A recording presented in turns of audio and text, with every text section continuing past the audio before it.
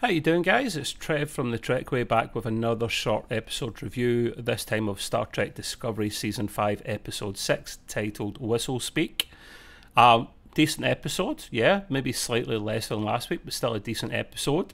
This week, the team are trying to find some clues within the latest piece of the puzzle, and it's that little vial that Burnham found from the ISS Enterprise.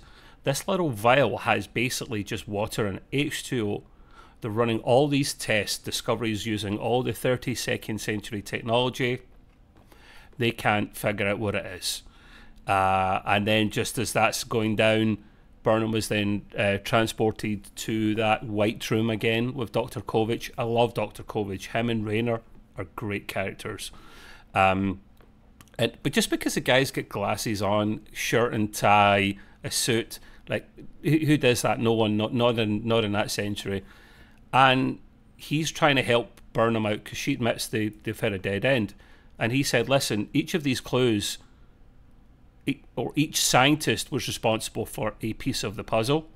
And this scientist has something to do with weather atmospheric conditioning.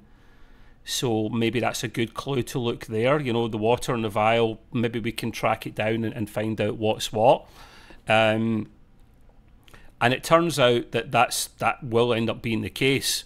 He writes it, when I say write it down, he writes clues down on a piece of paper, and he says something like he's nostalgic.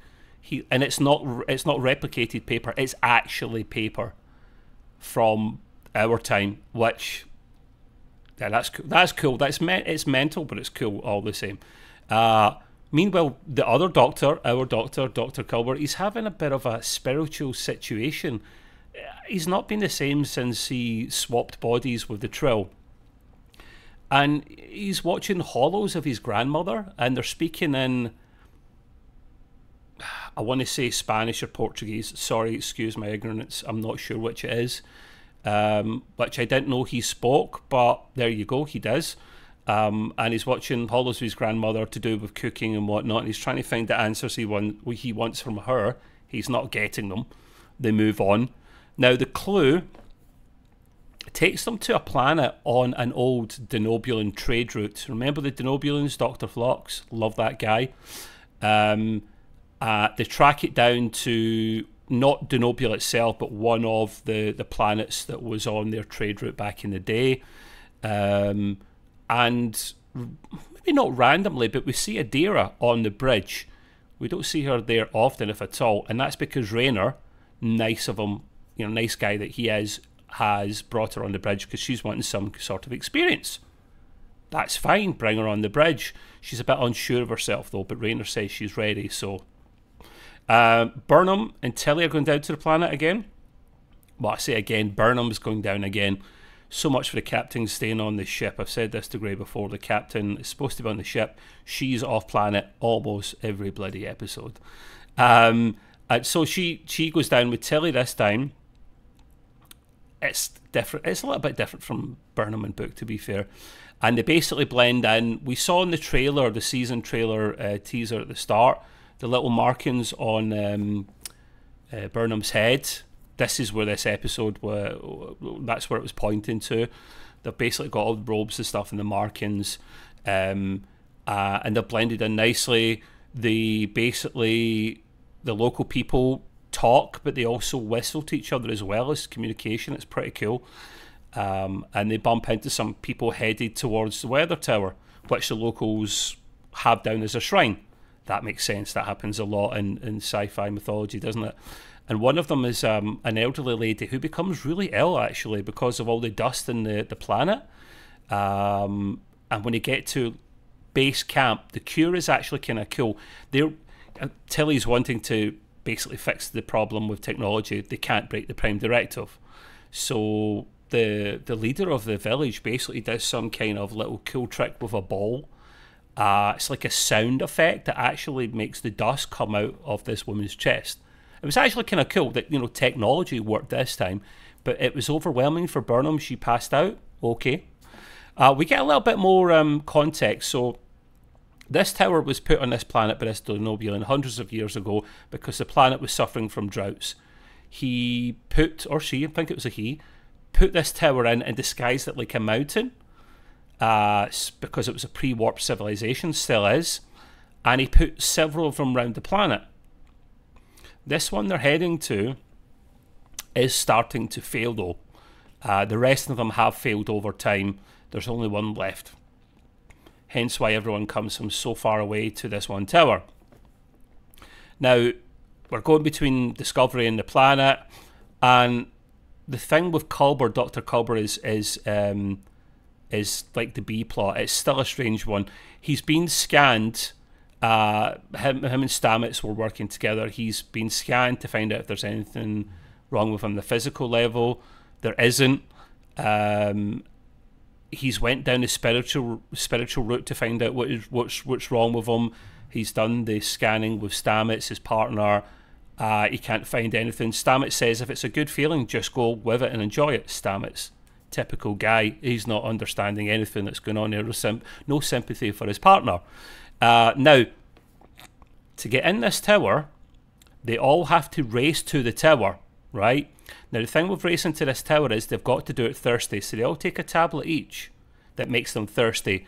And there's water positioned on the route from where they are to the tower. Most of them fail and drop and drink the water. It's a bit harsh, man. It's a bit harsh. But no, Tilly and Burnham refuse to take the pill, the tablet, and they carry on. And whoever wins this race gets to go in the tower, which is what they want to do, so they can find out what's going on and fix this atmospheric processor thing that they're working on. Tilly goes on without Burnham, though, because Burnham goes off in the beaten track when she finds some more clues to do with radiation leakage. And she finds a control panel that's hidden into Rockface, which she tries to actually repair herself. While Tilly goes off on her way to the finish line. Now, Burnham is able to repair that control panel, thankfully with the help of Adira. Adira is a bit unsure of herself, but Rayner gives her some reassurance. So Rayner is starting to pay off this commander role even more and fit into the crew. Tilly wins the race, but she shouldn't really, because towards the end of the race, they're told to stop, given a ball of water each to tease them, massively tease them, and basically have to cross over the finish line with this in their hands. Now, I thought the other girl that was racing with her, this was the son of the village leader, would drink it and succumb, but no, she tripped and spilled it, and her father says, listen, you can't go into the tower, you know, you've spilt the water. But Tilly feels bad for her, so she comes back and shares. I thought she was going to give all her water to her, but she shares the water with her. The two walk over the finish line, so the two of them get to go into the building, which is a little bit weird. Thought there was only one winner, but there's two this time. So this is what I like about Tilly. She thinks about other people rather than herself.